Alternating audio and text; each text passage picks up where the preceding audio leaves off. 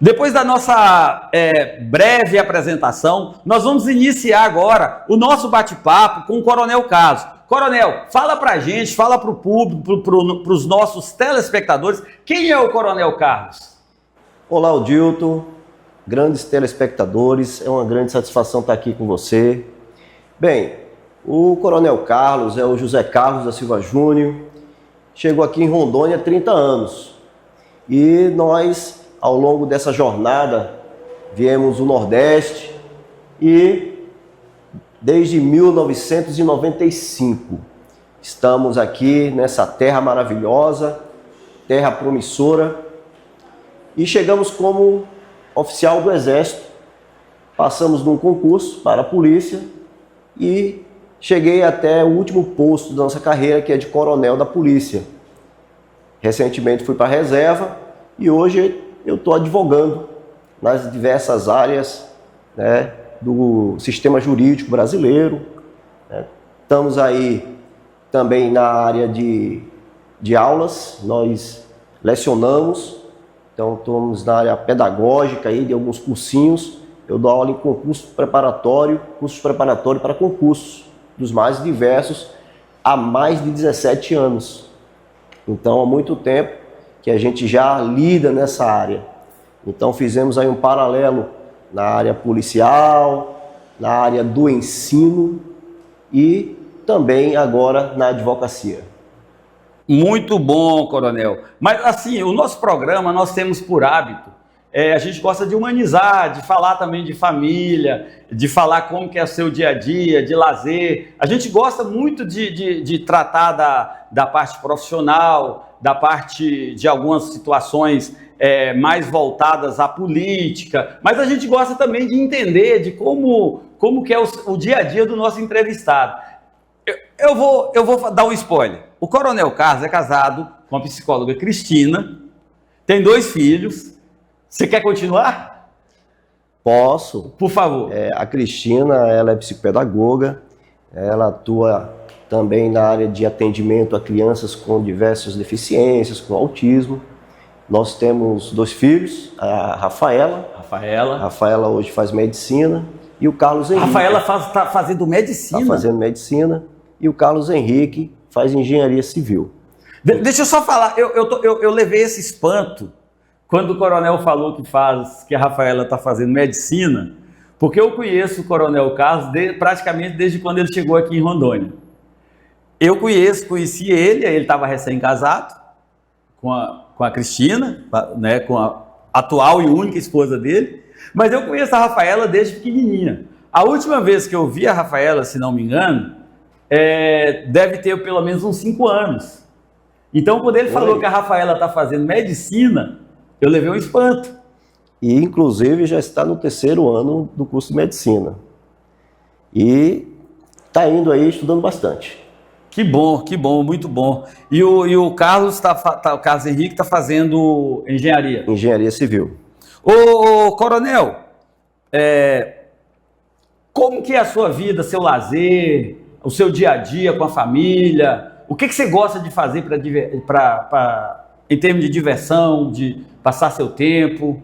Porque eu sei que você se envolve com muita coisa, mas vamos tratar de uns assuntos mais amenos agora, mas na frente a gente vai aprofundando em assuntos mais polêmicos, assuntos mais sérios. A nossa vida em Rondônia, ela se resumiu, né, muito ao trabalho. Né? Como eu disse, é uma terra promissora, é uma terra que você trabalhando, você consegue alcançar grandes objetivos. Hoje, a minha vida mais na reserva remunerada, né, seria o aposentamento, a aposentadoria do militar, mas eu atuo na advocacia. Sim. Então, continuo trabalhando, né, hoje com muitos processos e também em alguns momentos na área de cursinhos preparatórios. Certo. A minha diversão limita-se mais ao meu dia a dia com a minha família. E alguns livros que a gente sempre gosta, né?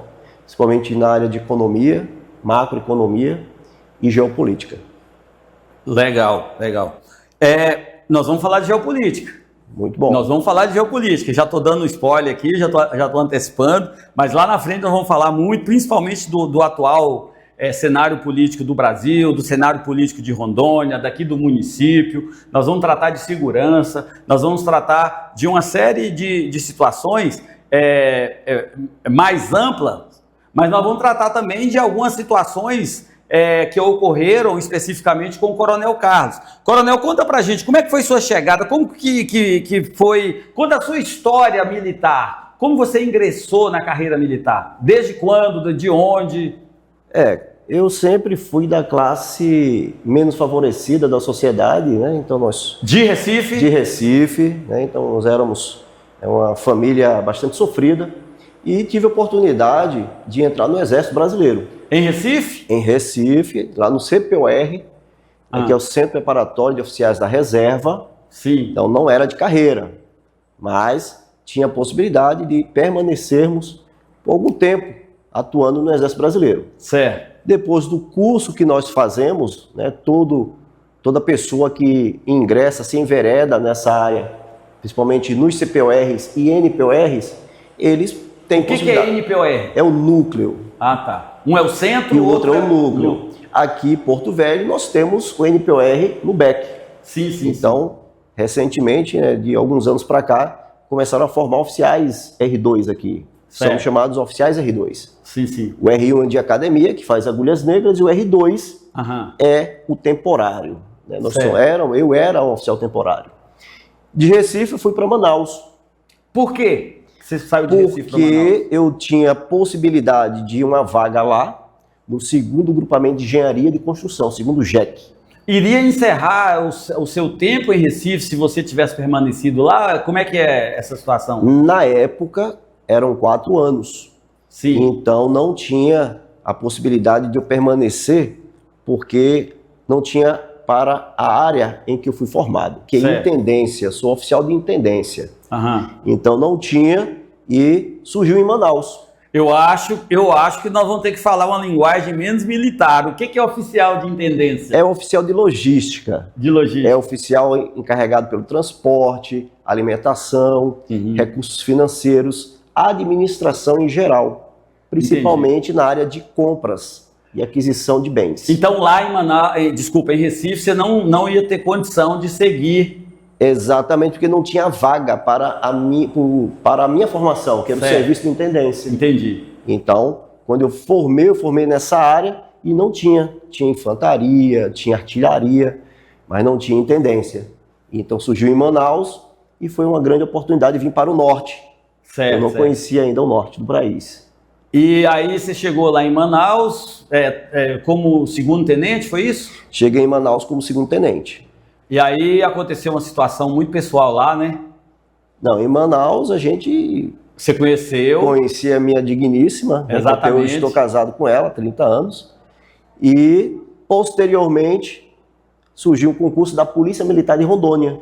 Entendi. Então, em 1985, em 95. Em 94, na verdade. 1994. Eu fiz o concurso em 94 e nessa época eu atuava no segundo grupamento de aviação do Exército. Do Exército em Manaus? Em Manaus. E aí eu vim para cá, fiz o concurso, passei e em 6 de março de 1995, né, na última quinta-feira, nós ingressamos, eu e mais 24 aspirantes, na Polícia Militar de Rondônia. Há 30 anos? Há 30 então, anos. Então, na última quinta-feira, dia 6, completaram 30 anos em que você ingressou. E nós chegamos aqui. É? Exatamente. E tem alguém ainda dessa turma que está na ativa? Não, mas nenhum. Todos eles já estão na reserva. Todos já na reserva. Entendi. Isso é muito interessante, é bom a gente entender isso, a gente saber. É motivador a gente ouvir a história do Coronel Carlos, que ele veio de uma família humilde lá Qual era o seu bairro lá em Recife? Eu morava em Paulista. Paulista é uma cidade da Grande Recife, exatamente, né? Da região metropolitana de Recife. Isso, aí tem vários bairros, eu morava em Maranguape. É onde, a Paulista é onde tem uma fábrica da Fiat.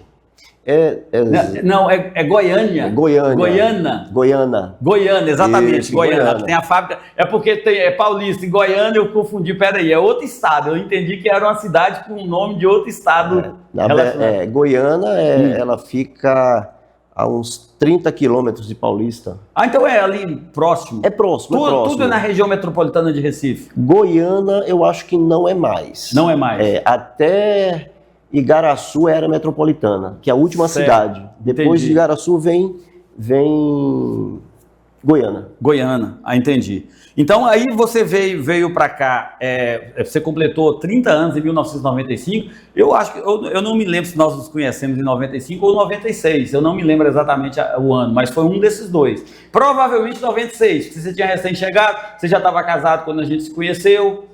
Exatamente. Provavelmente 96. Foi, nós fizemos um curso de inglês juntos. Fizemos um curso de inglês juntos, exatamente. Iniciamos juntos.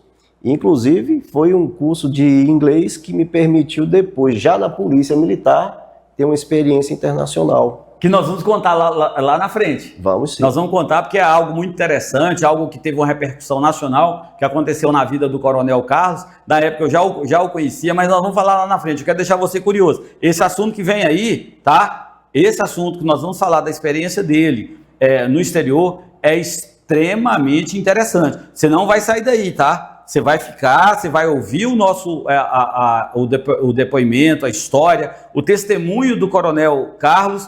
Na época eu já o conhecia, eu pude acompanhar, não tão de perto, mas também não tão de longe. Tive alguma situação ali que depois eu não sei se ele vai se lembrar, mas lá na frente eu vou contar a situação para ver se ele se lembra disso. Mas não saia daí. Então você chegou aqui em Porto Velho, né? Ingressou na polícia como segundo-tenente também. Nós ingressamos na Polícia Militar como aspirantes. Como aspirante? Isso, como aspirantes. Fizemos porque não tem como ingressar na PM como oficial sem ser aspirante, assim que funciona? Exato. Mesmo que você venha de uma outra força, se você for general no Exército, digamos, se você vier para a polícia, eu não sei se existe algum caso parecido, similar, se existe algum precedente. É que, na verdade, as pessoas chegam na polícia, né? No início da carreira. Entendi. Então, ou entra como aspirante ou como praça. Ou como praça. Né? Na época, como nós éramos oriundos do Exército, nós entramos como aspirantes. Sim. Em razão da legislação que permitia. E da formação que você já tinha. E a formação que nós já tínhamos. Então fizemos só um curso de adaptação aqui. Entendi. É muito diferente esse curso de adaptação? Você teve alguma dificuldade, teve algum problema? Não, foi um curso tranquilo, né? Como nós tínhamos já uma base militar bastante sólida. Experiência militar na Amazônia, que é um... Exato, experiência na Amazônia e um conhecimento, né, do sistema militar em si. Nós só tivemos o aprimoramento na época para a parte policial, que difere um pouco do militar da área policial.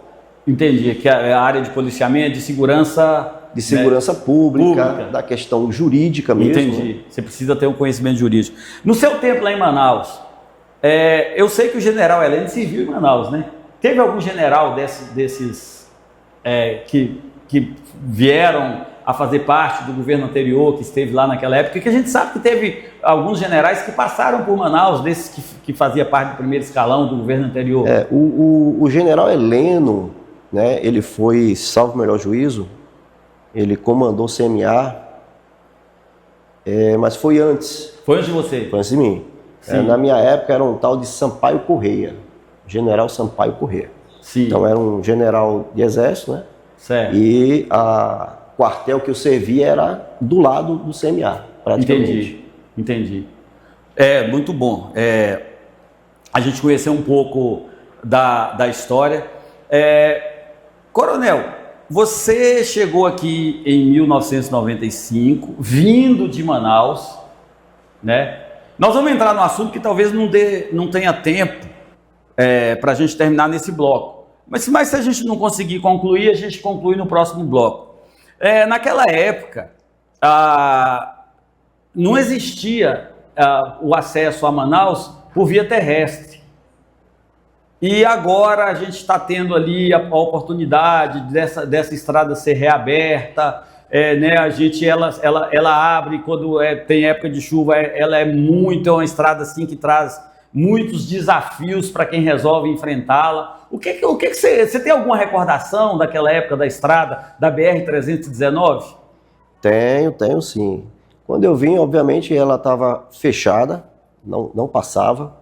Inclusive, meu veículo, quando veio de balsa, de lá para cá.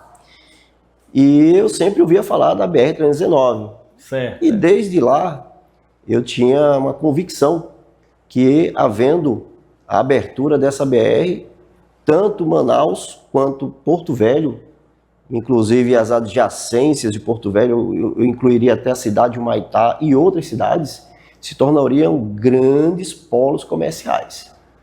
É, na minha visão, imprescindível para o desenvolvimento da Amazônia que a BR-319 volte a ser um grande corredor de fluxo para o modal que nós utilizamos, que é rodoviário. Sim, sim. Para que haja realmente a circulação de riquezas no nosso norte.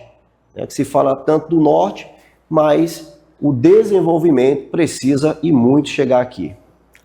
Sim, mas qual o benefício que você acredita? A gente está falando só para Rondônia.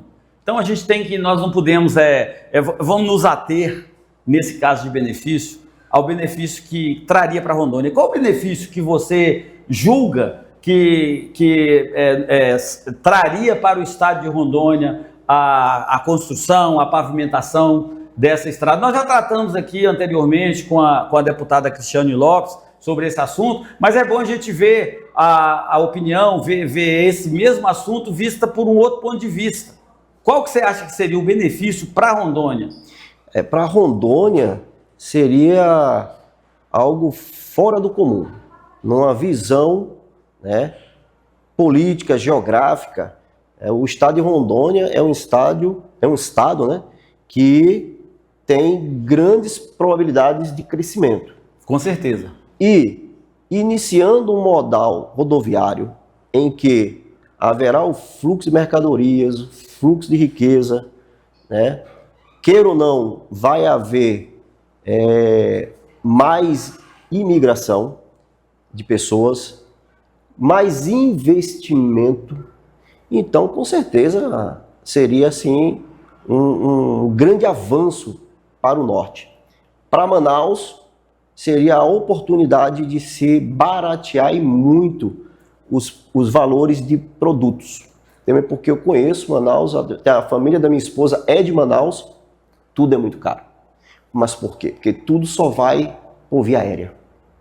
Ou pela rota fluvial, que já demora e fica à mercê das questões hidrológicas. Sim.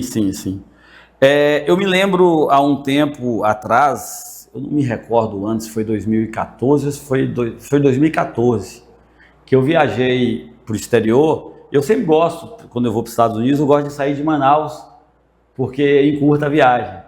Né? Você não precisa ir lá em Brasília, ou São Paulo, ou Rio, ou Belo Horizonte, e aí viajar mais 3 horas para passar em cima de Manaus ou em cima de Porto Velho.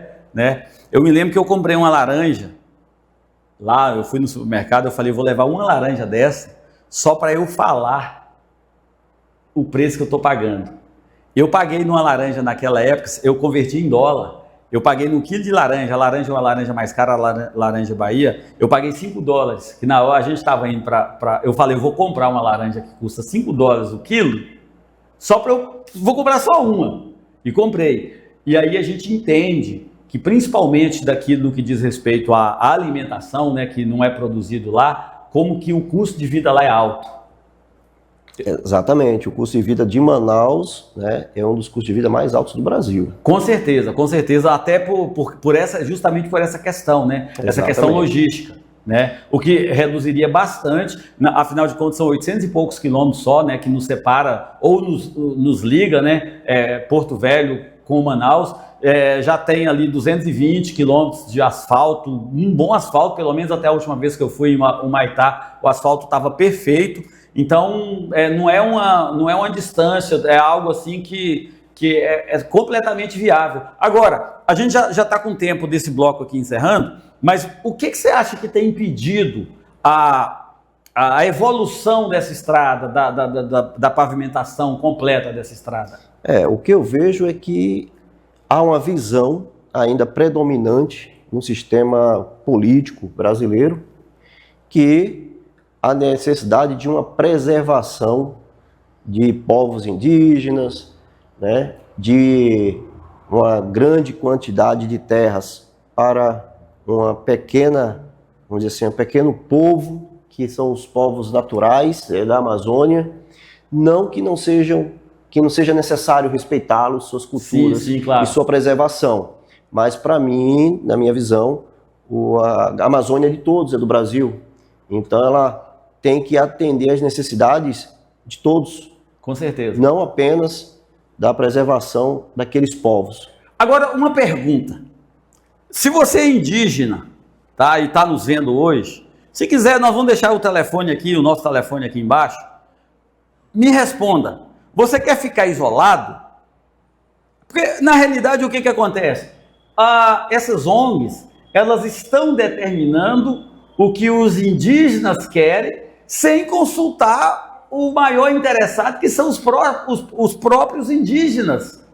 Então, você indígena, gostaria de permanecer isolado, ou você gostaria que o progresso, que a internet, que o asfalto, que posto de saúde, que chegasse na sua porta, que você tivesse acesso a tudo aquilo que a cidade pode lhe oferecer? É uma pergunta que fica no ar. Exatamente. Quem determina isso? Quem está determinando é você, indígena? É você que está determinando? Ou são as ONGs que estão fazendo essa escolha por você? Coronel Carlos, nós vamos ter que fazer um breve intervalo para os nossos comerciais, mas antes disso, eu quero dizer que nós estamos com novos apoiadores aqui. Em breve nós teremos com um apoiador aqui o nosso leite fresquinho, tá? O Visone Transportes Rodoviários, Transporte Frigorífico também está nos apoiando. Aberto Tratores também vai estar nos apoiando aqui em breve, além da MS Distribuidora, que sempre foi nosso parceiro. E se você quiser entrar nessa lista de apoiador do nosso programa, do nosso canal, liga pra gente, manda uma mensagem pelo WhatsApp, o telefone está aqui embaixo, ó, aqui, ó, é o 69 DDD 69 que nós falamos aqui mesmo de Porto Velho, 99 93 17 88 40. Nós temos um plano sensacional para você.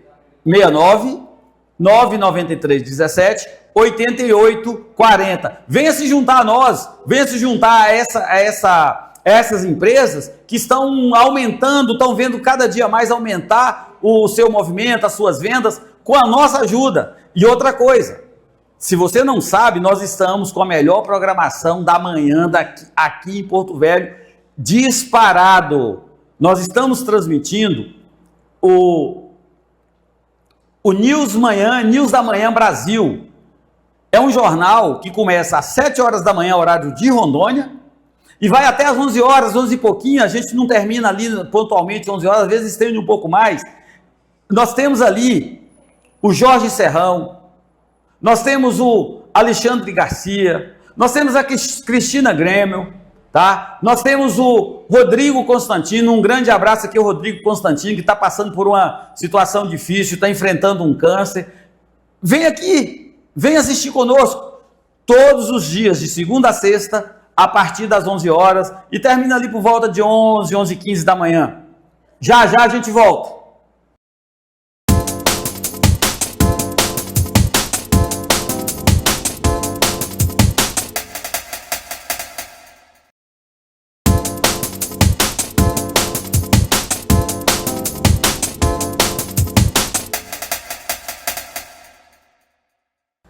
Estamos de volta com o nosso RTN Revista.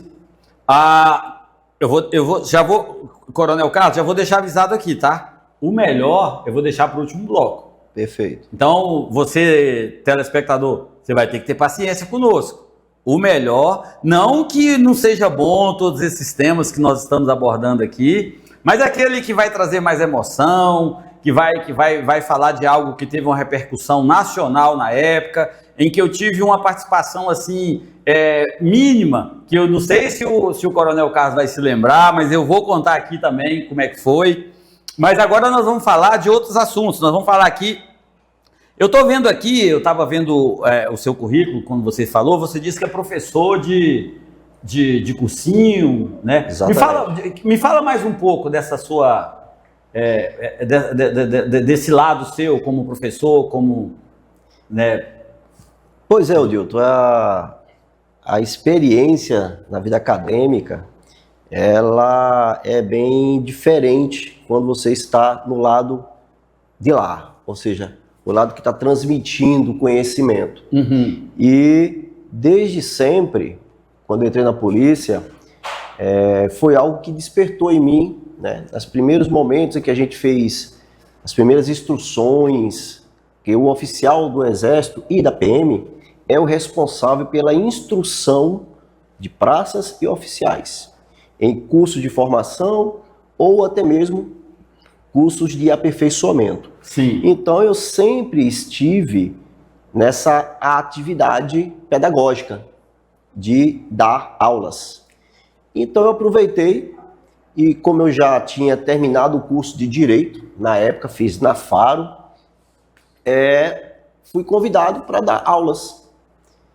Então, aulas na própria PM. Aulas na PM. Sim. E com o passar do tempo, certa feita eu fui no Liraju, talvez os mais antigos aí daqui de Porto Velho vão lembrar, um dos primeiros cursinhos preparatórios.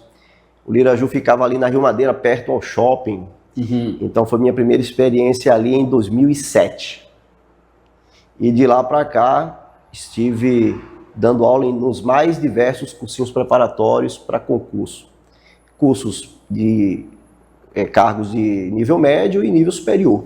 Sim, sim. Então a gente trabalha na área de direito penal, processo penal, administrativo, constitucional, processo civil. São as matérias assim, que a gente atua nesses cursinhos. E é muito gratificante, Odilton. A gente muitas vezes encontra nossos alunos, ex-alunos, que nos parabenizam porque conseguiram chegar a um cargo público, seja no Tribunal de Justiça, seja na Polícia Civil, na Polícia Federal, certo, na PM, nos tribunais regionais eleitorais, nos tribunais regionais do trabalho. Então, toda essa área aí, a gente costuma dar esse apoio para os nossos alunos. Ah, que bom, é uma coisa assim maravilhosa, você deve se sentir assim muito honrado, né, de ver pessoas que passaram por você com a sua ajuda, tendo êxito na carreira, né, tendo uma carreira de sucesso. Eu imagino que deve ser gratificante isso. Com certeza, né? Em todas as áreas do poder, seja no poder legislativo, concursos para a Assembleia, seja no poder judiciário ou até mesmo no poder executivo. Então, já que a gente está tocando num assunto que você carrega ali dois aspectos desse mesmo assunto, né? Você como professor de cursinho e também como militar da reserva, o que você acha das escolas cívico-militares?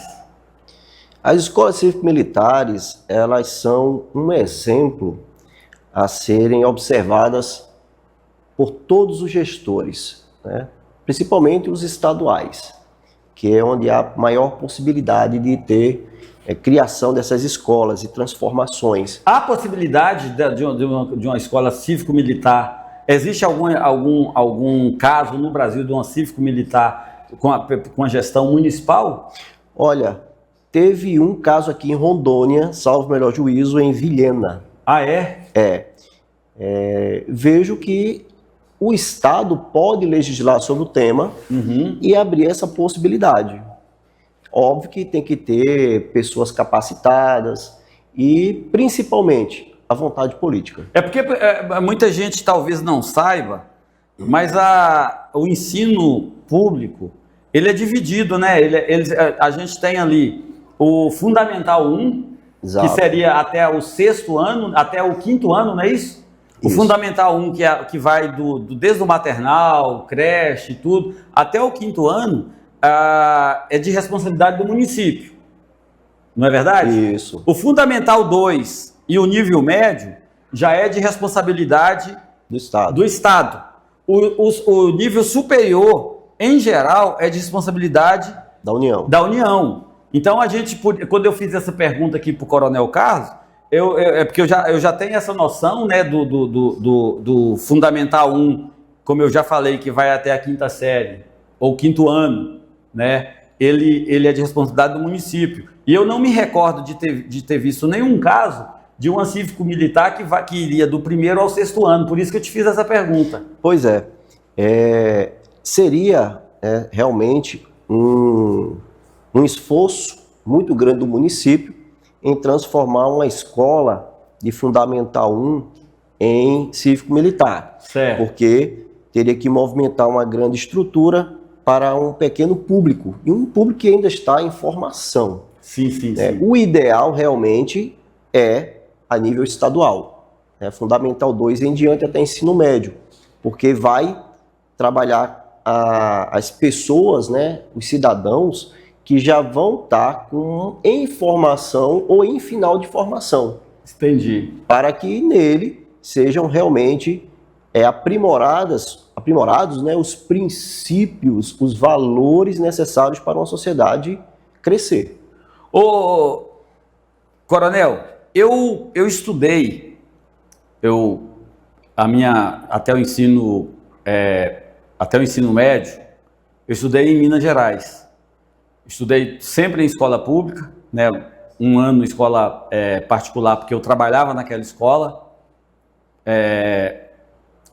E eu posso até deixar aqui, se tem algum conterrâneo meu, sou de Teófilo Otoni, estudei na Escola Estadual Alfredo Sá, que lá na cidade de Teófilo Otoni tinha simplesmente o nome de estadual.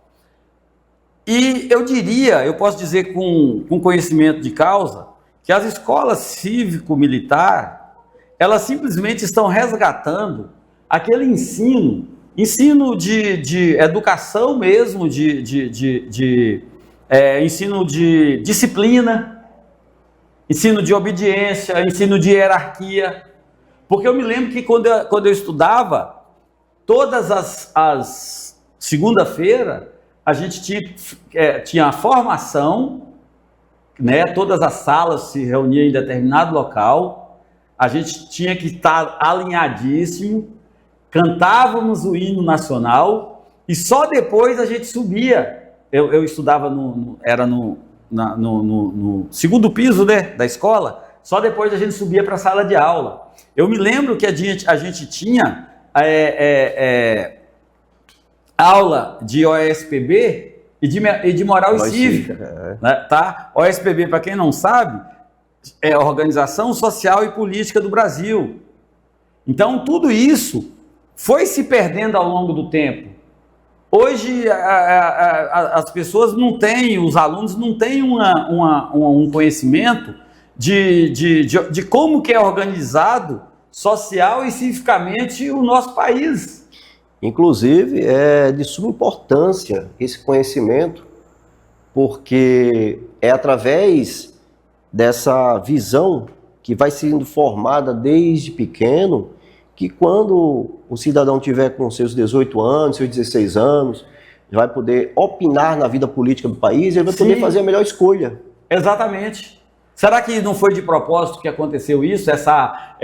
Propositalmente alienou-se os estudantes para que eles fossem mais facilmente manipulados? Olha, a gente está entrando numa seara aqui um pouco polêmica, mas eu acho necessário. Eu entendo que a deterioração do ensino, ela tem uma finalidade. Sim. A finalidade é cada vez mais empobrecer o conhecimento da sociedade. Com certeza. Porque quanto mais conhecimento tem a pessoa, mais ela vai ter uma visão fora do que está sendo apresentado para ela e ela vai questionar e ela é mais autônoma. A realidade. Sim, com certeza, vai ter autonomia e independência para pensar por si. Exatamente. né? Então, eu entendo que tudo isso aí, eu acho que foi acontecendo um aparelhamento do ensino público, do ensino, começando ali até pelo fundamental mesmo, começando ali, já ensina, hoje a gente vê cada coisa, eu não tenho nada contra as opções das pessoas, no entanto, eu acho que cada coisa tem que ter o seu lugar, cada manifestação tem que ter o seu lugar, né? A gente vê como a gente viu ali uma professora subindo em cima de uma mesa e rebolando para alunos que são crianças. Eu não acho isso. O que vai acrescentar para essas crianças aquele showzinho que é dado ali em cima daquela mesa? Pois é, a degradação da moral, ela faz parte, né, de um objetivo maior, do espectro político, né, principalmente do espectro político que hoje predomina no Brasil, né, que está hoje no comandamento do Brasil. Então, infelizmente, eles conseguiram aparelhar, né, toda a nossa educação há décadas. Isso vem sido colocado e incutido na mente das pessoas há décadas, para que realmente houvesse essa visão distorcida de sociedade, de valores, de princípios, ética, moral, bom senso, bons costumes. Bons costumes. Então, tá faltando isso na sociedade. Respeito, você sabe, respeito. Eu acho que falta muito respeito. Hoje o filho já não respeita mais o pai como antigamente. Eu não sei como foi a sua criação, eu e o Coronel Carlos, a gente se conhece há muitos anos, mas nós nunca conversamos sobre a nossa criação em si. Mas eu fui criado sem pai, mas a minha mãe, se eu não respeitasse por amor, eu ia respeitar por medo. Inclusive, a evolução, eu diria a involução da sociedade, desde a nossa geração para cá, levou a crianças que hoje são adolescentes ou adultos que são imaturos, são dependentes de outras pessoas. Fracos, né?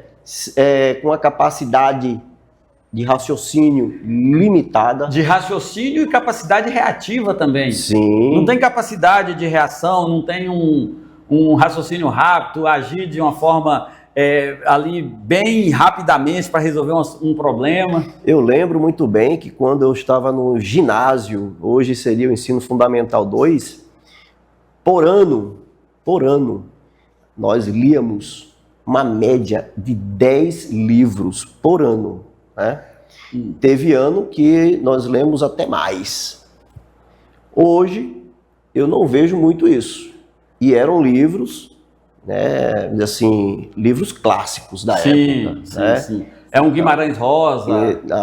Né? Tinha romances. Tinham romances clássicos. Eu lembro do Cortiço. Sim. Então tinha o Crime do Padre Amaro. Passava, né? A gente tinha que ler o livro e fazer um resumo. Fazer uma resenha, apresentar aquilo ali. Isso. Hoje a gente não vê mais. A minha geração, a nossa, nós temos uma diferença, somos 7 anos de diferença, então a gente pode até falar que nós temos a mesma geração, depois, né? Mas a minha geração, eu acredito que mais de 50% das meninas leram O Pequeno Príncipe. Sim. Eu até peguei, hoje eu estava ontem eu peguei em 2 exemplares do Pequeno Príncipe. Eu li O Pequeno Príncipe, porque eu gostava de ler. E é uma leitura boa, é uma leitura gratificante, é uma leitura que enriquece. Só que hoje não tem mais essa cultura. Hoje a gente, o que as pessoas, o que os jovens gostam é de funk, é de baladão. Eu costumo dizer que você é o que você lê. Da mesma forma que você é o que você consome. Sim. Se você só consome isso, você vai estar limitado a entender apenas disso. De funk, de balada, né? Mas quando você consome política, você consome economia, literatura, então a tendência natural é você ter um conhecimento maior. Não, com certeza, com certeza. Eu fico aqui, eu não sei se a nossa audiência, a gente não fez uma pesquisa ainda para saber a faixa etária que a gente mais alcança, que seria o nosso público. Mas se você é jovem e está vendo aqui o nosso programa, procura ler um pouco mais, sai um pouco mais ali da casinha de TikTok, da casinha de YouTube. Embora o YouTube, o TikTok eu não sei porque eu nem tenho, mas o YouTube, ele apresenta muito conteúdo bom, conteúdo enriquecedor. Apresenta sim, apresenta muita coisa interessante, mas saia dessa casinha, vá procurar um conhecimento sobre política, sobre saber o que, para saber de fato, não narrado por aquela grande rede de TV, tá? Mas saber de fato o que está acontecendo no nosso país, para entender de fato o que está acontecendo no nosso país. Para você que fica... Hoje eu estava conversando Vou falar de política mesmo, todo mundo sabe o meu espectro político, então não preciso esconder, todo mundo sabe mesmo, mas eu estava conversando com um rapaz que tem um conhecimento político até um pouquinho acima da média, mas ele veio falar para mim por que o Bolsonaro está pedindo anistia. Aí ele disse que no meio dele, olha para você ver o absurdo, que no meio dele circula que Bolsonaro está pedindo anistia porque ele sabe que ele fez algo errado. Então está pedindo anistia. Eu fui e falei para ele, primeiro, Bolsonaro não está pedindo anistia para si. Tá? Ele não está pedindo anistia. Ah, eu não sabia disso. Você não sabia, mas deveria saber. Então, nessa faixa de 30 anos para baixo, é difícil você saber conhecer alguém que conheça de fato o que está ocorrendo de verdade na área política, na política do nosso país.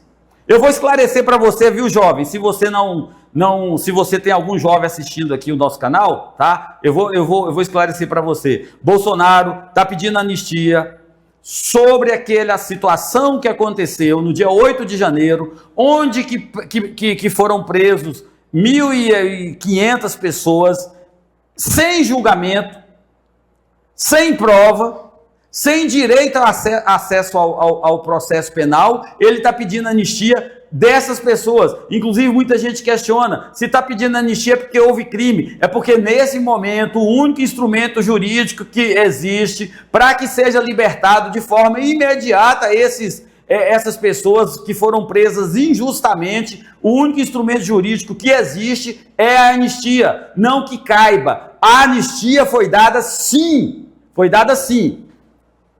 pelo presidente João Batista de Figueiredo, que ele anistiou assassinos,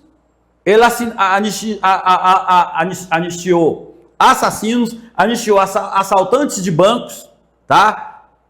Anistiou terroristas, que hoje parte deles governam o nosso país. Inclusive tem um assaltante de banco que hoje é presidente do Banco dos BRICS. Para quem não sabe o nome, eu estou falando da senhora Dilma Rousseff, que era conhecido como Wanda ou Vânia, não sei, tinha um codinome, né? Ela era assaltante de banco, hoje preside um banco. Estes sim foram anistiados porque foram criminosos, tá? Diferentemente dos atuais que não cometeram crimes e estão hoje condenados a 17 anos de prisão. Isso é um desabafo.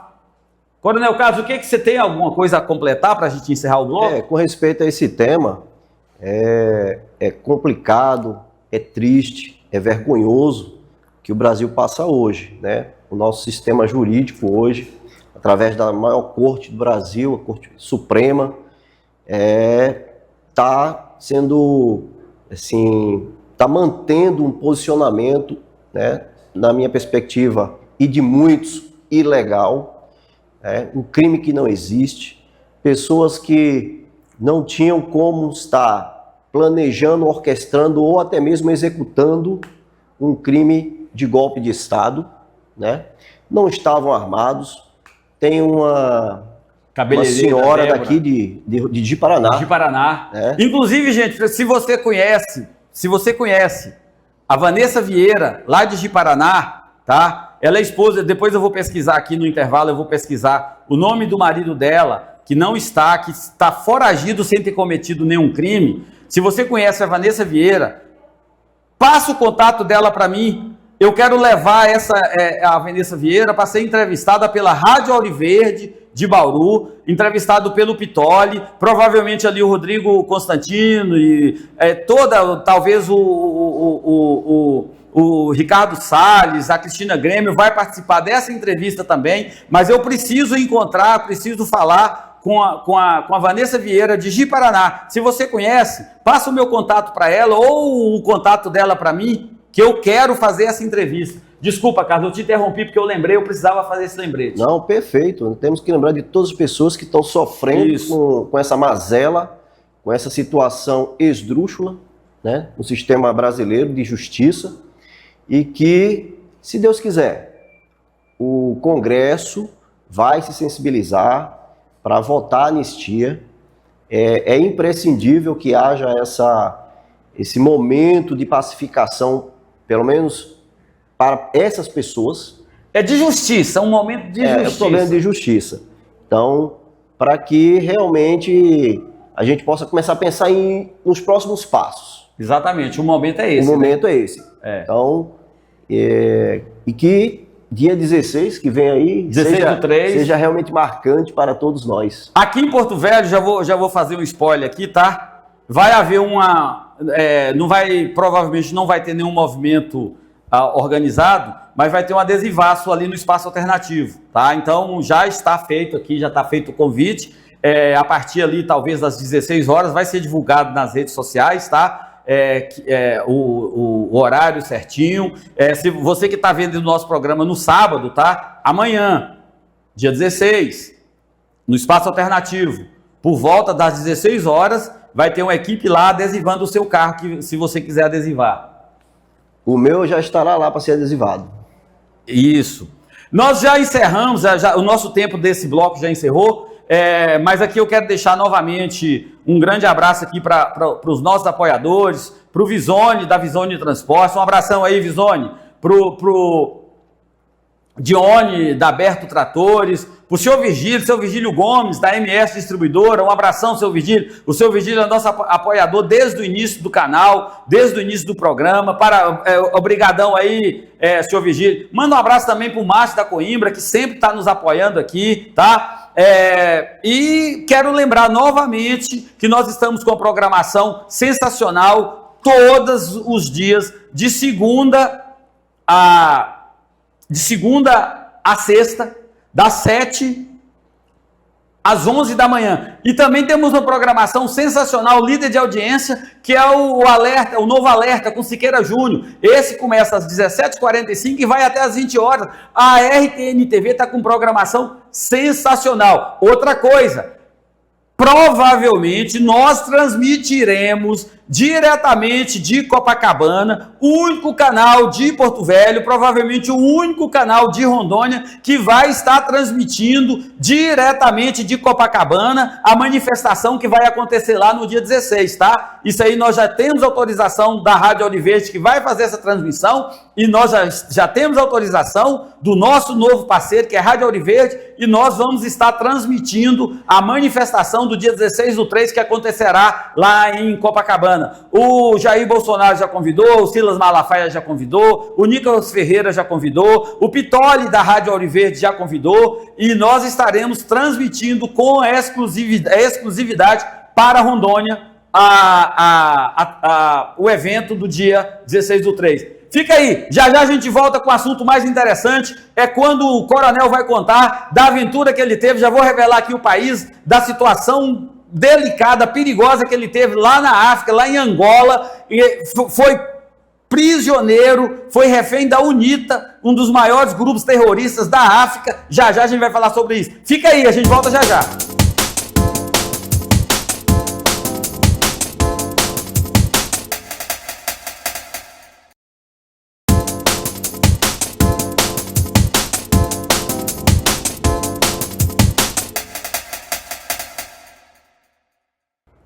Estamos de volta com o nosso RTN Revista. Coronel, a gente estava conversando ali sobre as escolas cívico-militares. Nós temos um assunto que eu creio que vai render muito. E você tem mais alguma consideração antes da gente entrar na sua experiência que você teve na África, tem alguma consideração para a gente entrar nesse outro assunto? Certamente, Odilton. Com respeito às escolas cívico-militares, a minha experiência na polícia foi muito boa. Eu fui o primeiro coordenador de educação da Polícia Militar.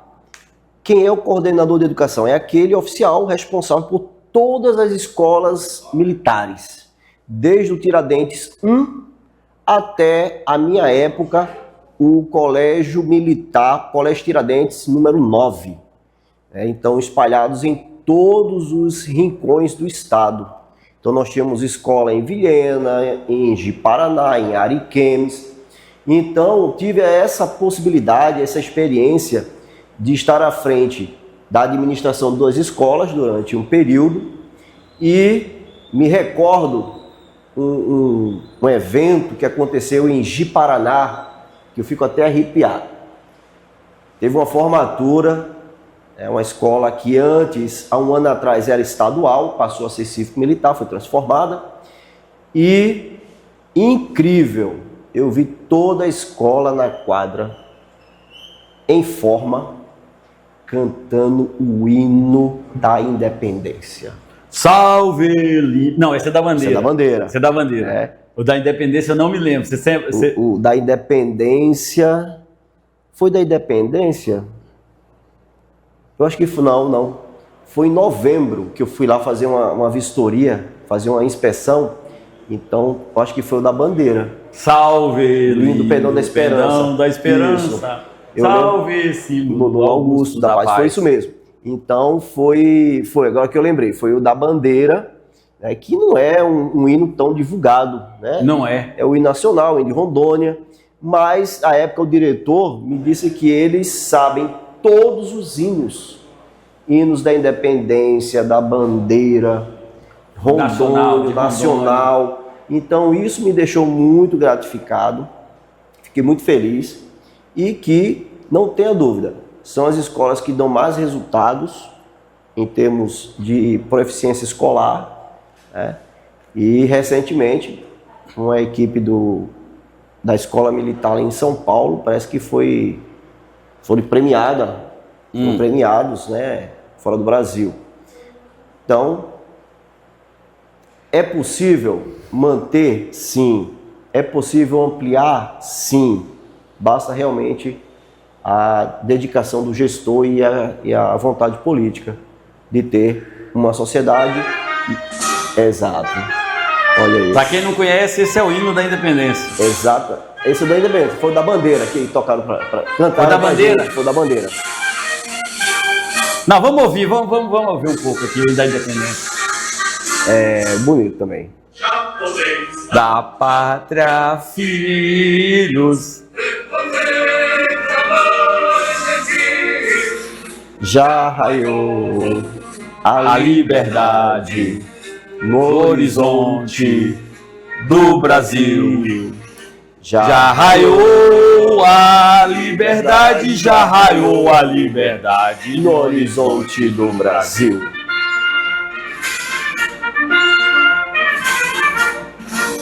Brava gente brasileira, longe vai temor servir. Vou ficar a pátria livre ou morrer pelo Brasil. Ou ficar a pátria livre ou morrer pelo Brasil. Eu não sei, eu não conheço a história do hino da independência, mas eu sei que ele é antigo. Mas essa frase nunca foi tão atual. Exatamente. Ou ficar a pátria livre ou morrer pelo Brasil. Liberdade para a nossa nação. Liberdade de expressão. Liberdade de expressão, anistia. Anistia.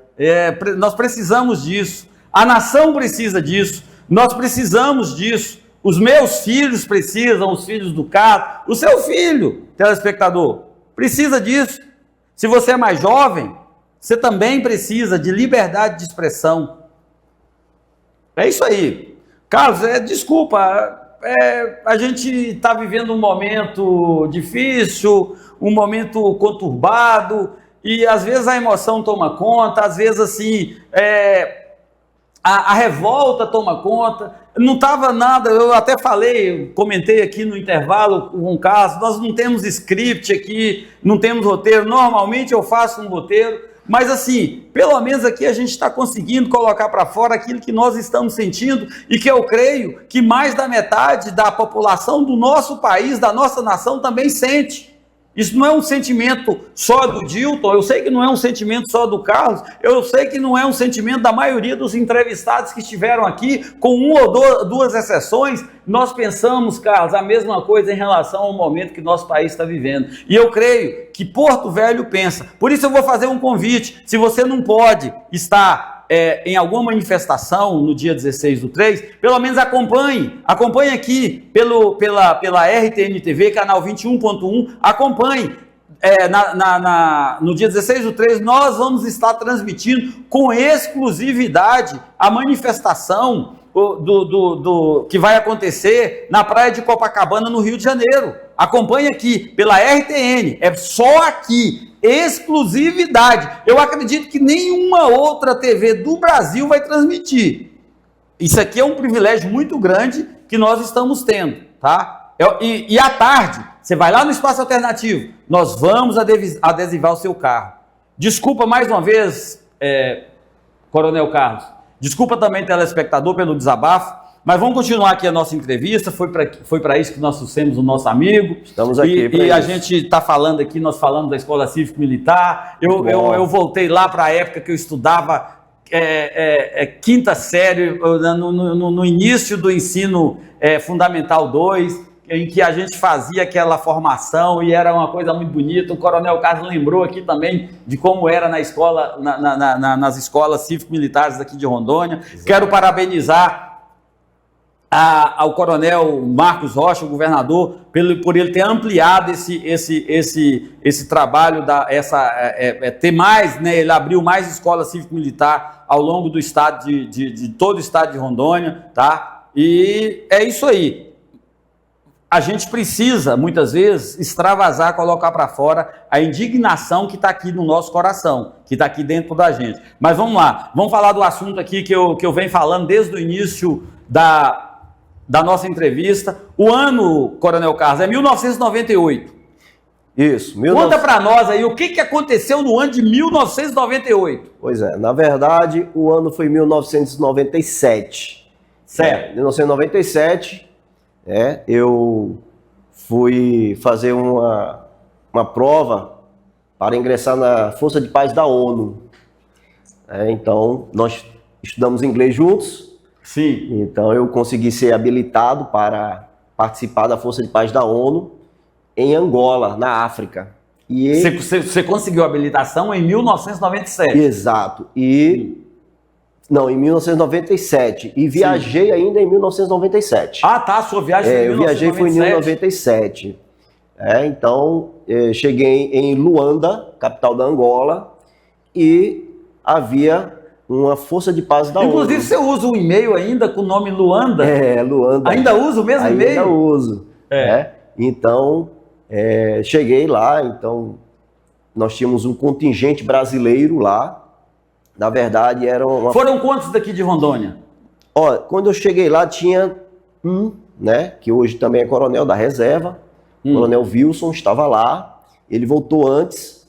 Então, em algum momento, só você permaneceu em Rondônia? Aí teve um pequeno momento que ficou nós dois lá, aqui de Rondônia, tinha outros oficiais de outros lugares, do Distrito Federal, da Polícia do Distrito Federal, Polícia da Paraíba, Espírito Santo. Então, nós tínhamos ali um contingente de militares das Forças Armadas e das polícias, né? Porque era uma força de paz, de manutenção da paz. É o peacekeeping, nós éramos os peacekeepings, né? Na verdade, havia uma guerra civil, né, entre dois grandes grupos, que era o MPLA, que era o governo, e a UNITA, que era de Jonas Savimbi, que era Queria tomar o poder. Queria tomar o poder. Na verdade, eles queriam participar do poder. E eles Eles controlavam, eles eram chamados de guerrilheiros.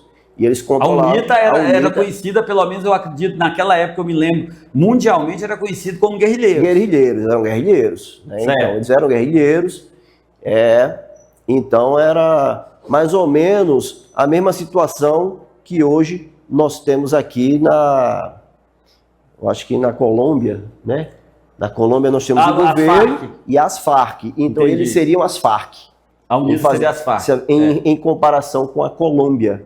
E lá em Angola, aqui na Colômbia, o que move ali esses guerrilheiros é mais o narcotráfico, né? Exato. E lá em Angola era o quê? Diamante? Lá em Angola era diamante e exportação de petróleo. A petróleo e diamante, né? Com maior ênfase em diamante, porque é mais fácil. É mais fácil, exato, de negociar. Sim, sim, sim. Então eles comandavam, né, e controlavam determinadas regiões. E eu fui designado para a região específica de lá. Eu fui como oficial de ligação. Você tem umas fotos? Tenho umas fotos lá. Nós vamos colocar na tela aí, você vai passando aí, a gente vai colocar na tela também essas fotos. Pois é. Você passa para mim aqui, se você quiser explicar cada uma aqui delas. eu estou numa feira lá, né? Logo no início, quando nós chegamos. Sim. Então, eu vejo aqui, você está vendo aí na tela também, muitas choupanas, né? Isso. O país era tão pobre assim. O país era pobre. Era o país todo, é só aquele lugar onde estava tendo a guerra? Na verdade, ali era um local, era uma área da UNITA. Eu fui para a área da UNITA, inclusive o local onde estava o Jonas Savimbi. Sei. Então, muita pobreza mesmo. Uma pobreza extrema. Você está vendo aí na foto, olha para você ver, a gente vive num país riquíssimo, que é o nosso Brasil, e faça uma comparação com a situação que vive aqui os angolanos. Não sei como é que está a situação hoje. Atualmente, está bem diferente, né? Então, estamos falando de... Nós vamos pesquisar, de repente a gente coloca alguma coisa. De uma situação de 1997, né? São 27 anos. 28 anos, Então, na realidade, isso aqui eu estou me lembrando, que eu vou contar uma história aqui, eu me lembro exatamente, agora eu lembrei até a data, eu conversei, para quem não sabe, você foi no final de 97. Pô, acho que foi final de 97. Final de 97. Eu me lembro porque eu sei onde eu estava.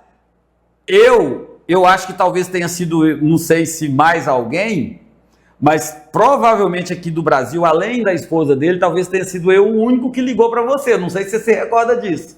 Eu não lembro. Você não se recorda? Não. Eu liguei para você lá quando você estava lá em Angola. Eu sabia falar um pouco de inglês, eu pedi para falar embora Angola, o idioma lá é português também, né? Eu sei que eu não tive dificuldade, eu não me lembro se eu falei inglês, e aí eu estava lá em Ariquemes. Não lembro. Mas eu me lembro que eu liguei para você, nós conversamos, eu perguntei, é isso que eu falei, que desde o início que eu estava falando, que eu tinha uma participação, uma pequena participação nisso, que eu liguei, conversei com você para saber como é que você estava, se você estava sofrendo algum tipo de agressão, algum tipo de violência. Como é que foi essa situação? Na verdade, as coisas começaram a degringolar depois de um certo tempo, né? Sim. Então, essa foto aqui que você pode ver, eu ainda estava fazendo as patrulhas, né? Tá, mas eu tô vendo aqui, aqui você tá com a primeira foto, aquela que nós vimos primeiro, você está aqui com o uniforme, com a farda da PM. Aqui você já está com uma roupa civil. Isso que acontecia. Muitas vezes a gente ia para determinados locais, né?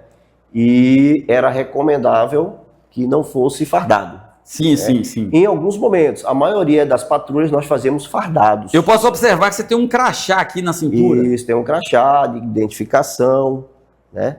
Então, ao longo do tempo, nós fazíamos patrulhas para reconhecimento de área, havia ataques a algumas tribos, algumas localidades. Inclusive, teve um fato assim deprimente. Nós encontramos uma aldeia toda destruída. Quando eu digo destruída, é queimada e pessoas queimadas dentro das casas. Eu vou fazer uma pergunta aqui. Você é policial, a gente, às vezes, policial está muito mais acostumado com certas cenas de violência, que um cidadão civil. Você chegou a ter algum trauma, alguma coisa com que você viu? Porque a guerra normalmente causa trauma. A gente vê em filmes baseados em fatos reais, que a gente vê bastante ali. Você teve algum tipo de situação, um tempo sem poder dormir, alguma coisa assim? Nós tivemos um fato grave, né? Na verdade, um fato anterior, nós estávamos indo para o Huambo, né? Que era onde era o quartel-general dessa área nossa, e nós fomos atacados por uma equipe da UNITA. Então nós fomos lá... Chegou a ter troca de tiro? Nós não andávamos armados. Era de paz? Era de paz, né? Então, mas a equipe extremamente tensa. Sim. Né? Nós estávamos com 4 oficiais observadores na viatura e eles mandaram parar e a equipe nos cercou. E eu lembro que tinha 2 com RPGs, que são lança-foguetes, muitos AK-47, porque a arma predominante da UNITA era armamento russo, muitos fuzis, e eles estavam atravessando a área quando encontraram a nossa viatura. Eles tinham acabado de ter um confronto com a equipe do governo. Então nós estávamos vindo, os tiros e os disparos e os morteiros. Então nós, quando estávamos voltando, eles nos abordaram. E estavam extremamente tensos, nervosos, e eles falavam os dialetos. Você não entendia nada, eu não embora entendia a língua nada. seja oficial, seja português. Eu era, porém, né, nós tínhamos um sempre que andava, né, que falava português, que não era, no caso era eu, sempre o oficial de ligação, e comigo estava ainda um sueco, aí tinha um indiano, tinha um jordaniano e tinha um nigeriano, né? Obviamente a nossa conversação era toda em inglês, mas naquele momento eu tinha que ter alguma possibilidade de comunicar em português com a equipe deles, sim, que estava nos atacando, e eles estavam em dialeto. E um deles falava português. Então foi quando eu disse, não, preciso conversar, nós somos da ONU, e todo mundo extremamente nervoso e com a arma na nossa cabeça. E o pior, tinha um com RPG apontado para a viatura. Se ele lançasse o RPG... Sem chance. Sem chance, todo mundo ia morrer ali. Houve alguma baixa nessa... Graças a Deus, não. Não de teve. país nenhum?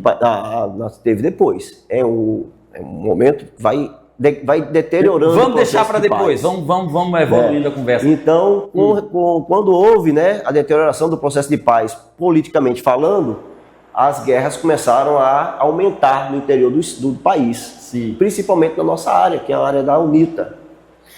E chegou um momento em que houve... Peraí, você estava numa área que era da UNITA. Da UNITA. Mesmo assim, o pessoal ali, os guerrilheiros da UNITA ainda meio que... eles não sabiam, né? Eles não Então tinham... não havia na tropa da UNITA não tinha um comunicado, não foi comunicado sobre aquela situação daquela equipe da ONU para... Não foi comunicado todo mundo. Não foi comunicado. Mas vocês eram autorizados pela líderes, pela... Nós éramos autorizados a fazer os reconhecimentos. Pela UNITA, pela UNITA.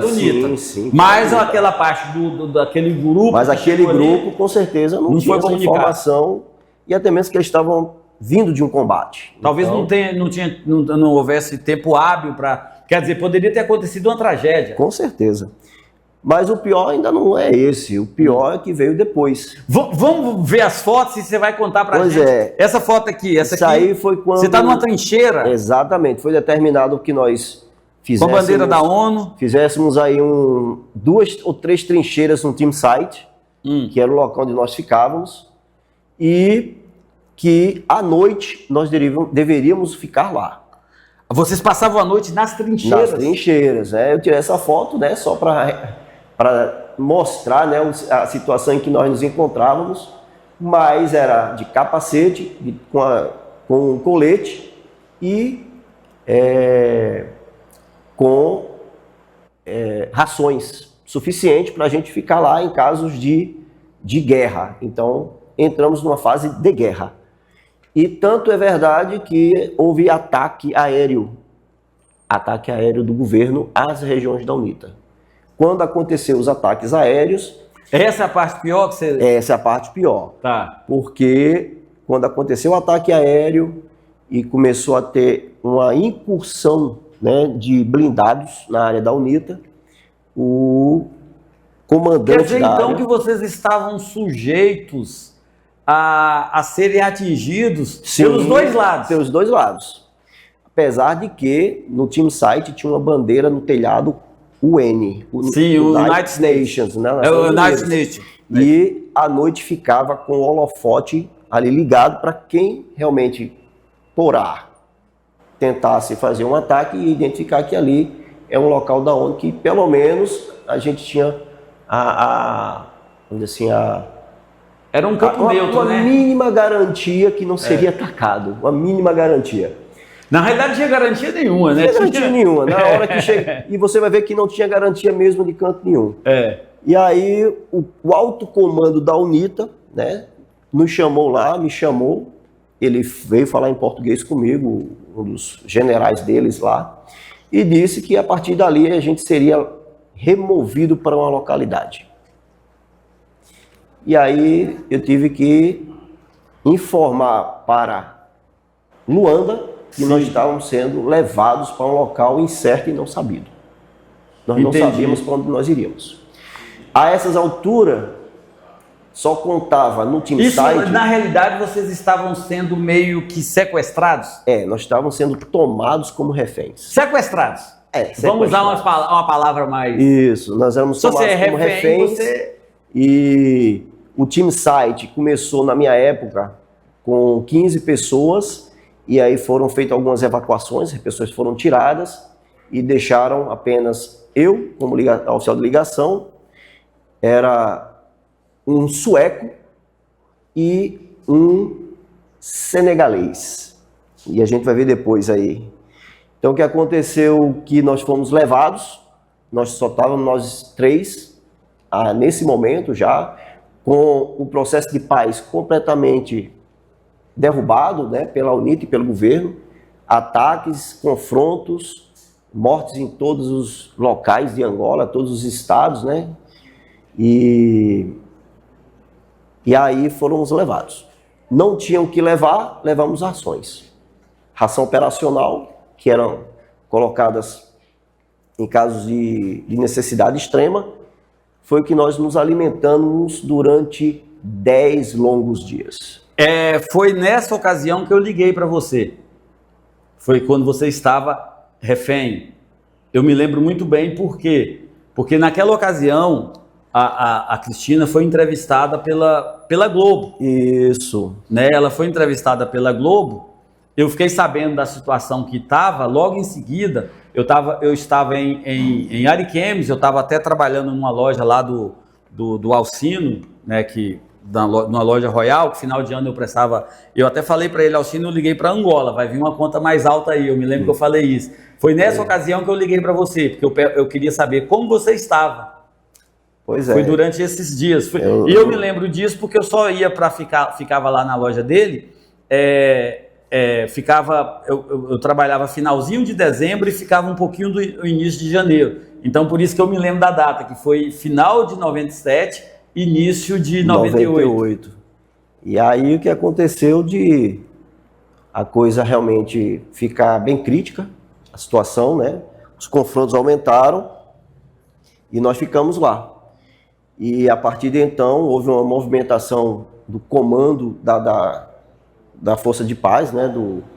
Da missão, e o nosso caso chegou ao Conselho de Segurança da ONU, né? Porque nós éramos reféns da UNITA. O Conselho de Segurança deu ultimato para a UNITA para nos libertar, e a UNITA determinou cessar-fogo durante 2-3 horas, que foi o período em que o espaço aéreo da UNITA ficou parado para poder um avião ir nos buscar.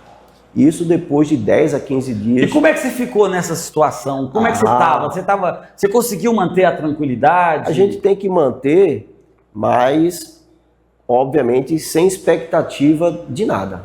Qualquer coisa pode acontecer. Se vai sair vivo ou morto.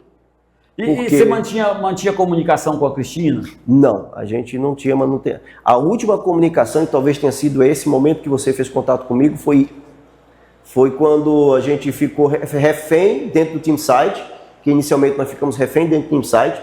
No TeamSite tinha comunicação, tinha telefone, tinha comunicação, mas depois eles entenderam que nós tínhamos que sair. E realmente, quando eu estava refém no TeamSite, eu consegui as últimas comunicações com a minha esposa e disse, olha, nós estamos sendo levados, não sei se eu volto. Eu acho que pode ter sido nesse momento que a gente se falou. Sim. Né, que você ligou para mim, porque depois nós fomos para a selva, fomos para as matas. Ficar totalmente isolado. Totalmente isolado, não tinha energia, era candeeiro, né? De gás não, de querosene. De querosene, a gente comia lá, porque ficou uns 3, 4 soldados tomando conta da gente, e eles faziam as comidas, e a gente que comia lá, como não comia muito o que eles comiam, a gente tinha que comer a nossa ração, passamos 15 dias comendo ração. E aí depois nós fomos evacuados, né? Deram o momento, a gente conseguiu sair, saiu só com a roupa do couro, e aí foi a primeira refeição com as pessoas que estavam comigo lá. Aqui foi quando você chegou também? A gente já saiu de lá e já foi lá para a regional de Uambo, e aí deram comida pra gente, que a gente tava um tempo sem comer. E eles disse, não, rapaz, tira uma foto nossa aqui, porque isso aqui tem que ficar para... eu tô vendo aqui que você tá entregando a máquina fotográfica também aqui, ó. Você tá entregando para... Eu disse assim, ó, tira essa foto aí, que isso aqui vai ter que ficar... Vai ficar para história. Vai ficar história para mostrar para meus filhos. E aí, quando nós chegamos já em Angola, em Luanda, né, na capital, né? Você acha que esse momento foi o mais marcante da sua vida? Foi o mais tenso, o mais perigoso. É que tem a questão de nascimento de filhos, sim, tem tudo isso que é, né? Com certeza. Mas em termos de tensão, isso foi porque nós estávamos dentro do TeamSite, inicialmente, ficando dentro de trincheiras, as bombas incendiárias caindo a quilômetros, 2, 3 quilômetros, nós ouvimos os estrondos, né? Nós vimos a aviação passar e bombardear toda a região. E eles tiraram nós de lá, nos tiraram de lá. Então, quando eles nos tiraram, eu disse, bom, a partir de agora, a gente não volta mais. Então, mas onde você estava, tinha mais brasileiros? Não, aí não tinha. Essa situação de... Porque pelo que eu vi, pela repercussão na época que a imprensa deu, eu entendi, eu não vi falando de outros brasileiros reféns. Não, brasileiro só tinha eu lá. Né? Aí tinha um senegalês, tinha... Aí... Que provavelmente é esse aqui nessa foto. Exatamente, o outro é o sueco. O outro é o sueco, já dá para ver aqui, olha. É o sueco. Então... Você tá vendo a foto aí, ó, já dá para perceber qual que é o senegalês. O senegalês, o sueco é esse que tá no meio, viu? Então, assim... É brincadeira, né, não, viu? Então, foi um período, um momento, né, assim, umas 2 semanas extremamente tensas, críticas, né? Sim. Tanto é que o senhor aí, que é o sueco, ele adoeceu, assim, de forma rápida, deteriorou muito a saúde dele, que ele já era um senhor na época. Sim. Eu era o mais novo, na época eu era primeiro tenente na época. Então ainda tinha, assim, aquela... Você não tinha nem 30 anos ainda, hein? Não, tinha 25, 27 anos. Então ele já era um senhor, então ele... 25 anos, tá com 25 anos. 97, 25. Então ele estava muito debilitado. Então foi uma das questões que eu até disse assim, olha... Você era um dos mais novos que estavam lá nessa força da ONU? Eu era um dos mais novos. Em outra localidade ficaram 12 indianos também na mesma situação, né? E aqui nessa foto nós fomos reconhecidos como heróis. Isso aqui foi lá ainda em Angola? Aí já foi na capital, em Luanda. Sim, lá em Luanda. Passado tudo, nos tiraram de lá. E aí nós fomos condecorados. Você é o segundo aqui, é esse aqui, né? Exatamente. É o segundo da fila aqui. Então nós fomos recebidos pelo general da época lá, então as autoridades. Quando você for editar, coloca uma setinha aqui onde está o Carlos. Né? E aqui a gente recebeu medalha, né? Uma medalha de reconhecimento dos serviços prestados à ONU. Eu tô vendo aqui que aparece aqui, mas o sueco não aparece. Esse aqui é o senegalês, provavelmente, e o sueco não aparece. Ele só aparece aí do lado. Ah, tá, isso aqui. Isso. Ah, tá. Né?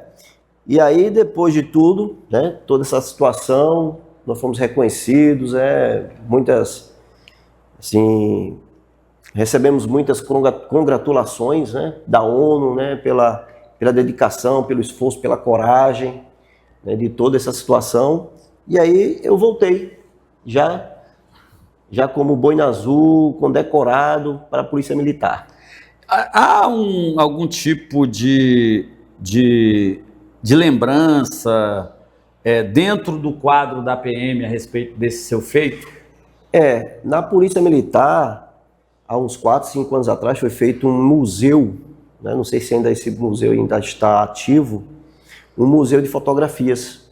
Aí, dentre eles, tem alguns que participaram de Força de Paz da ONU, né? Aí eu estou dentre essas pessoas, né? Temos outros oficiais que também estiveram em Moçambique e na Guatemala, né? Participaram também na Guatemala, e outro participou, não lembro o país. Só para, aproveitando o link, o nosso próximo entrevistado, que vai estar aqui na semana que vem, é exatamente o comandante-geral da PM, a não ser que aconteça algum imprevisto, o coronel Regis Braguin. Então, de repente, a gente pode tocar nesse assunto, conversar com ele dessa questão desse museu de fotografias. Tá lá, pelo menos. De repente, eu até vou dar uma passada lá antes, a gente de repente faz algumas imagens dessa fotografia. Eu não estou prometendo isso, porque a gente vai ver se tem disponibilidade técnica, se a própria PM permite que isso aconteça. Se ela permitir, eu já vou conversar com o pessoal, com o ajudante de ordem dele, e a gente já vai jogar no próximo programa. De repente, a gente até coloca, vê alguma coisa de alguma fotografia sua lá e já faz isso. É uma visão histórica da polícia, né, desde os primórdios. Né, e como é que foi a recepção da família? Foi maravilhoso, né? Você ainda não tinha filhos, né, Rafaela? Não, na época não tinha ainda. A Cristina, ela entrou em desespero depois de tudo. Com certeza. E aí a gente teve veiculação em rede nacional, foi entrevistada, exatamente no período em que nós estávamos nas matas. Nós estávamos sem Estava incomunicável. Estava incomunicável, ninguém sabia qual era o paradeiro, se ia voltar vivo ou morto. E as tragédias piores aconteceram depois, né? Depois desse nosso fato. A guerra estourou de vez. A missão foi completamente retirada de Angola, a missão da ONU. Ficou perigoso demais. Ficou perigoso demais. E não só perigoso, ficou trágico, porque durante a evacuação, enquanto eu estava lá ainda em Luanda, durante a evacuação das regionais do interior do país, dois Hércules C-130 foram derrubados. Fizeram muitas vítimas? Teve mais de 100 vítimas. Mais de 100 observadores morreram. Esses Hércules era da ONU. Da ONU? Da ONU. Eles derrubaram avião da ONU. Derrubaram avião da ONU. Agora ninguém sabe se foi o governo ou se foi a UNITA. A questão é que alguns corpos foram resgatados, mas a grande maioria nem conseguiram ser resgatados. Eu lembro que antes de vir embora, teve nesse avião tinham militares de diversas nacionalidades. De várias nações do mundo, né? Indiano, tinha... Teve algum da sua convivência que você saiba? Você chegou a conviver? Teve um egípcio que eu conhecia que morreu, um egípcio. Tinha um de Guiné-Bissau. Não, eu acho que era de Guiné-Bissau. Eram países pequenos, sim, né? Aí tinha um argentino. Você chegou a conhecer também? Conheci ele. Ele estava em outra regional. Foi criado um laço efetivo? Você deu tempo para isso? Não, porque eu estava na área da UNITA, então dificilmente a gente mantinha contato com outras pessoas. Eu estou dizendo com esses que estavam com você, chegou a ter criar pelo menos um início de amizade? Você manteve contato com alguém depois? Tive sim. Depois, não, antes deles morrerem? Não, eu estou dizendo geral, esse pessoal que estavam lá. A gente se conhecia, a gente conversava muito quando ia lá para a área, né, de convivência da missão. Sim. Então conhecia muita gente, mas são muitas pessoas. Então a gente lembra de um ou outro, né? Então, mas aí, por isso que eu lembro desses que morreram. Sim, sim. Né? Porque eu vi o nome deles e aí a gente, de vez em quando, conversava, a gente ficava lá no barzinho da missão, tomando uma cervejinha, tal, batendo papo, trocando ideia. Então, aí eu lembrei dessas pessoas que, por alguns dias, a gente conversava e depois de cada um voltava para a sua área de atuação. Sim. E aí eles, quando estavam sendo evacuados, foram abatidos. Você acha que, com tudo isso, eu entendo que certamente traumatizante toda essa situação que você passou. Vamos lá, voltando no tempo, você não é casado, você não tem filho, na mesma circunstância, você faria de novo? Olha, não faria, né? Porque, assim, não faria pelo perigo, né? Certo. Mas a princípio, né, como era algo que era tranquilo inicialmente, estava sob controle. Estava sob controle.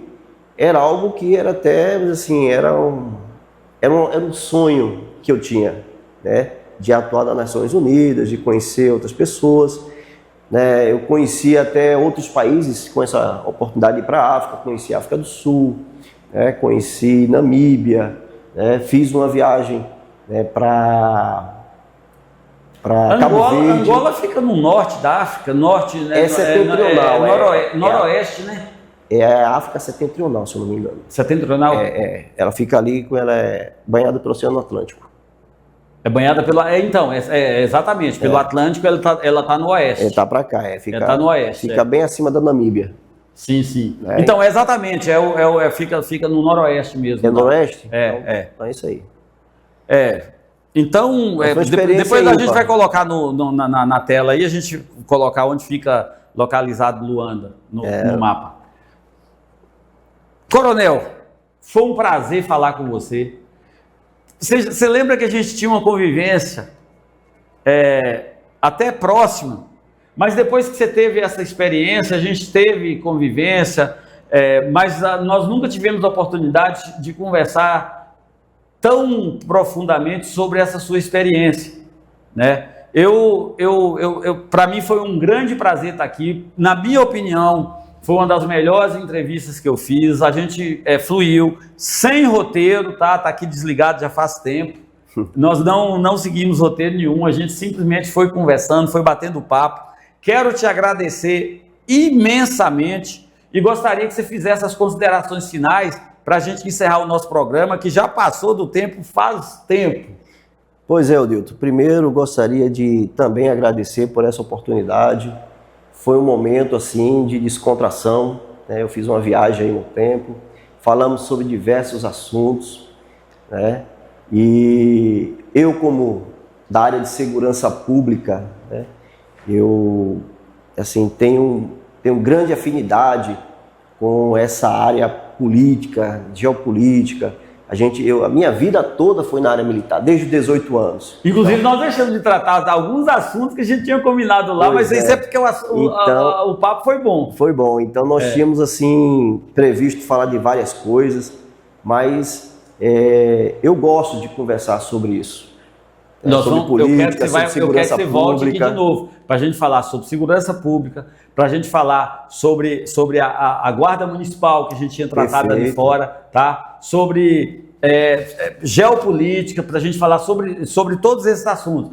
Já está feito o convite, gostaria que você voltasse. A gente tinha combinado aqui nos bastidores que nós trataríamos de mais alguns assuntos, só que o assunto foi desenvolvendo de tal forma que a gente acabou deixando, a gente está tratando, vamos esgotar aqui, e nem esgotamos. Nem esgotamos os assuntos. Mas, de qualquer maneira, está feito o convite, tá? E, por favor, continue com suas considerações para que a gente possa encerrar. Eu desejo sucesso, tá, a essa emissora, desejo sucesso a essa TV, né, que a gente sabe que não é fácil, é difícil, mas eu tenho certeza que com a capacidade que você tem, com a sua vivência, com a sua equipe, teremos aí um grande alcance e que as pessoas realmente possam estar se conectando com assuntos e conteúdos que são bons, Sim, que a são gente tem buscado isso. que são engrandecedores,